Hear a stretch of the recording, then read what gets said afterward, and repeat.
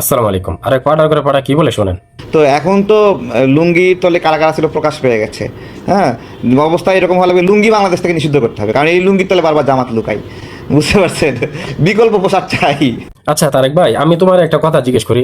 ভাই, তোমার কি আসলে লজ্জাবোধ বলতে কিছু নাই ভাই? তোমার মা বাবার যে তোমার এত কষ্ট করে জন্ম দিছে তোমার মা, এবং তোমার মা বাবা যে তোমার ছোট থেকে বড় করছে, তাদের দিকে কি তুমি একটু তাকাইবা না? এই যে তুমি এসব উদ্ভট কথাবার্তা বলো, এই উদ্ভট কথা বলার কারণে যে জনগণ পাবলিক তোমার তোমার বাপ মা নিয়ে, তোমার ফ্যামিলি নিয়ে, তোমাকে নিয়ে এত গালমন্দ করে কথা বলে, তোমার কি একটু লজ্জা লাগে না? লজ্জাবোধ হয় না? তোমার ভিতরে একটু ঘিন ঢুকে না যে তোমার এসব উদ্ভট কথার কারণে যে তোমার মা বাবাকে পর্যন্ত গালি শুনতে হয়? কি দরকার আছে এসব আউল ফাউল কথা বলার? কবে ছিল যে জামায়াত কারো লুঙ্গির তলে?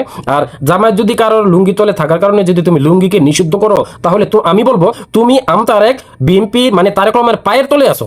তুমি বিএনপির এই তারেক রহমানের পা ধোয়া পানি খাও। তুমি শুধু পানি না, তুমি পারো না যে তারেক রহমান যদি প্রস্রাব করে ওই প্রস্রাবটারে শরবত গুলে তুমি পারো না যে শরবত বানিয়ে খাও।